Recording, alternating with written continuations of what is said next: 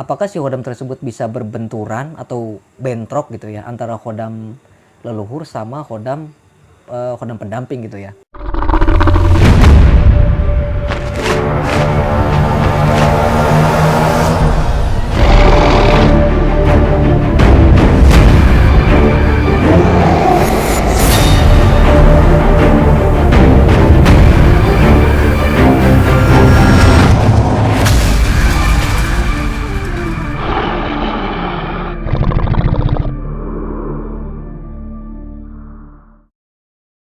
Assalamualaikum warahmatullahi wabarakatuh. Mohon maaf videonya kami potong terlebih dahulu karena kami akan mempersembahkan berbagai macam produk spiritual dan juga parfum atau minyak asli atau impor dari Arab Saudi atau luar negeri ya. Salah satunya adalah minyak misik hitam, minyak misik putih, minyak misik kobra, minyak kasturi kijang dan lain sebagainya.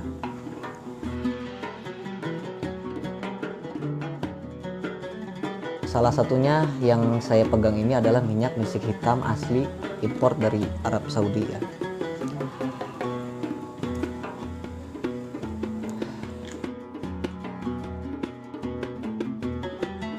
Minyak seperti ini bisa kita gunakan dalam beribadah, dalam menjalankan aktivitas, dan untuk sarana bermeditasi, wirid, majelis taklim dan lain sebagainya. Tentu minyak ini asli original 100% tanpa campuran apapun ya. Dan apabila sedulur membutuhkan sarana keselamatan, sarana penjagaan, pengasihan, kerejekian dan lain sebagainya, kami juga menyediakan produk tersebut di Shopee, Tokopedia, Lazada. Sedulur bisa klik link di deskripsi box ya. Mungkin cukup sekian. Assalamualaikum warahmatullahi wabarakatuh.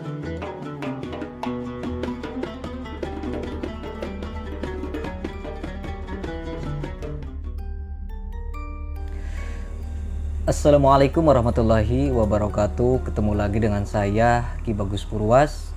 Salam spiritual. Seperti biasa sedulur semua, pada kesempatan kali ini saya kembali lagi hadir untuk menemani sedulur semua. Seperti biasa kita akan membahas tentang dunia spiritual, dunia supranatural, dan juga dunia ilmu kegoiban. Nah, yang akan saya bahas kali ini salah satu request dari subscriber kita ya, dari komentar. Setelah dicari-cari ternyata ada suatu pertanyaan yang lumayan unik ya, yaitu apakah khodam leluhur bisa berbenturan dengan khodam pengisian ya, khodam pengisian atau khodam pendamping gitu ya. Jadi khodam leluhur dengan khodam pendamping itu kan berbeda sedulur ya.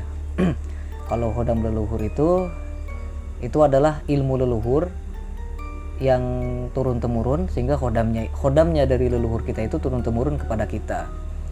Nah, kalau khodam pendamping itu kan dia itu mengikuti kita bukan dari leluhur. Itu sudah sering saya jelaskan. Untuk khodam pendamping itu kan ada yang dari pengisian, ada yang hasil tirakat gitu ya, berpuasa, amalan, khodam amalan, ada juga khodam yang datang sendiri gitu. Khodam yang datang sendiri tanpa sebab, atau karena si khodam tersebut itu menyukai kita. Apakah si khodam tersebut bisa berbenturan atau bentrok gitu ya antara khodam leluhur sama khodam pendamping gitu ya. Nah, itu yang perlu kita bahas. Yang akan saya bahas itu adalah khodam leluhur dulu ya. Jadi khodam leluhur itu sedulur, dia itu sebenarnya kalau misalnya kita sudah tahu nih, kita sudah mengenali khodam leluhur dengan sangat dekat gitu ya. Kalau kita sudah mengenali khodam leluhur kita secara dekat, kita sudah sering berkomunikasi, kita sudah menganggap dia keluarga kita sendiri, maka kita akan mengetahui sedulur saat kita ingin melakukan pengisian khodam, atau misalnya kita ingin memiliki amalan yang bisa menghasilkan khodam gitu ya. Misalnya ajian macan putih itu kan berkhodam macan putih gitu kan. Nah, biasanya si khodam leluhur ini dia itu akan memberikan kita wejangan dulu sedulur gitu kan. Apakah khodam tersebut itu baik untuk kita? Apakah amalan yang berkhodam itu baik untuk kita? Nah, biasanya khodam leluhur ini suka memberikan kita arahan gitu kan. Biasanya seperti itu. Misal kita mau merencanakan kita mau pengisian khodam kepada seseorang gitu kan. Misalnya teman kita ini bisa melakukan pengisian khodam nih gitu kan. Nah, kita sebelum kita pergi ke teman kita, biasanya si khodam leluhur ini sudah tahu dulu apa yang kita pikirkan, apa yang kita rencanakan itu sudah tahu. Nah, biasanya dia itu akan memberikan kita arahan, bisa lewat mimpi, bisa lewat bisikan gitu kan, bisa lewat secara langsung, jadi mewujud secara nyata gitu. Misalnya kita sedang bermeditasi, kita sedang bermunajat, tiba-tiba dia hadir, datang gitu. Itu ada yang seperti itu. Jadi nanti dia itu akan memberikan arahan, wejangan gitu. Misalnya nih, kita diarahkan misalnya supaya kamu harus melakukan pengisian khodam anu gitu kan. Jadi dia tuh memberi arahan kepada kita. Apa yang kita mau itu belum tentu si khodam leluhur ini menyetujui, belum tentu si khodam leluhur ini dia juga mau gitu kan. Jadi kadang-kadang itu berbeda pemikiran antara kita dengan khodam leluhur. Nah, yang jadi pertanyaannya sekarang itu tentang khodam pendamping ya. Nah, kalau untuk khodam pendamping sedulur, itu baik itu dari amalan ataupun dari pengisian ataupun dari datang sendiri, dia itu kebanyakan itu tidak seperti khodam leluhur. Jadi mereka itu tidak hitung-hitungan lah istilahnya gitu ya. Ya pokoknya kalau kita mau, setiap khodam pengisian itu pasti mau kepada kita, kebanyakan ya rata-rata. Jadi nggak ada misalnya harus apa itu nggak ada. Itu gampangnya khodam pengisian atau khodam amalan kan. Kalau khodam amalan atau pengisian itu selalu mau menjadi khodam kita biasanya. Tapi kalau khodam leluhur dia itu selalu memilih-milih gitu kan. Karena dia itu mengetahui nih mana yang baik dan buruk untuk diri kita. Gitu sedulur. Jadi biasanya ada istilahnya itu ada perdebatan atau pertengkaran atau benturan itu tadi ya. Kalau si khodam kita tidak menyetujui adanya khodam pendamping, maka si kedua khodam ini akan saling berbenturan gitu kan. Nggak bersinergi gitu. Dia tuh nggak mau selaras dulu. Karena sering sekali saya melakukan pengisian khodam dari salah satu subscriber juga banyak ya. Kebanyakan yang pengisian khodam jarak jauh kalau di saya. Tapi ada beberapa yang memang mau datang langsung, ya saya persilahkan. Nah, kebanyakan sedulur, ada beberapa leluhur mereka itu yang menolak saya isi khodam gitu kan.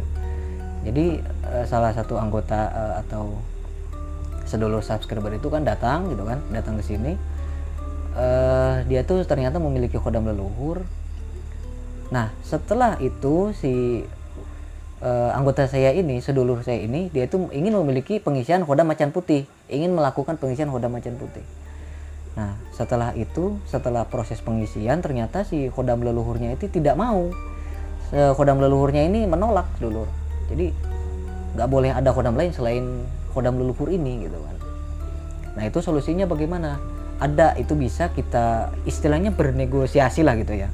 Bernegosiasi antara saya dengan si khodam leluhur tersebut. Ya, pada akhirnya alhamdulillah bisa. Tapi kalau sedulur yang belum memahami benturan energi atau benturan khodam, itu sebaiknya sedulur berkonsultasi dulu kepada seseorang yang memang sudah ahli dalam pengisian khodam ya. Jadi komunikasi dulu nih, jangan sampai ada benturan dengan khodam leluhur kita gitu. Kalau nanti ada benturan dengan khodam leluhur kita itu nanti bisa bahaya. Bahayanya apa? Nanti badan kita itu seperti terasa panas, getaran yang nggak berhenti dan kemudian lama-kelamaan si khodam yang hasil pengisian ini dia bisa pergi gitu kan. Dia bisa pergi dengan sendirinya gitu. Nah, itu yang perlu dikhawatirkan. Kita sudah melakukan pengisian, kita sudah diisi sama seseorang, tapi khodamnya baru juga beberapa hari belum juga selaras dengan kita sudah pergi kan gitu. Jadi sangat disayangkan lah gitu ya. Nah, itu antara khodam leluhur dan khodam pendamping yang biasanya ada beberapa yang tidak mau selaras atau berbenturan itu tadi ya. Nah, untuk menyikapi semua itu ya itu tadi ya, kita harus berkonsultasi dulu. Atau kita juga bisa melakukan riyadhah ya. Riyadhah itu kan artinya melatih diri. Jadi untuk memperkuat batin kita, untuk memperkuat apa ya istilahnya, kemampuan spiritual yang ada di dalam diri kita. Itu bisa dengan cara berpuasa pada hari kelahiran, puasa weton gitu ya. Dimana batin kita sudah kuat, dimana istilahnya ya kekuatan apa ya spiritual di dalam diri kita sudah kuat, maka khodam leluhur ini akan tunduk kepada kita. Khodam leluhur ini dia itu biasanya sebelum kita mengolah diri, dia itu seenaknya gitu ya, seenaknya kepada kita. Jadi nggak mau diatur lah gitu ya. Nah kalau kita sudah memiliki kekuatan spiritual, memiliki batin yang kuat, dia itu akan tunduk kepada kita gitu. Jadi mau kita melakukan pengisian khodam kepada siapapun, mau kita punya 10 khodam, 20 khodam, ratusan khodam, khodam leluhur ini akan selalu mengikuti apa yang kita inginkan gitu kan. Jadi dia itu hanya menyaring sedulur. Apabila misalnya khodam yang pengisian ini kurang baik buat kita, nah paling dia itu nanti akan membantu untuk menetralkan bagaimana caranya supaya si khodam hasil pengisian ini bisa selaras, bisa bagus buat kita gitu. Nah jadi itu adalah penjelasan tentang apakah khodam leluhur dengan khodam pendamping itu bisa berbenturan? Iya tentu bisa.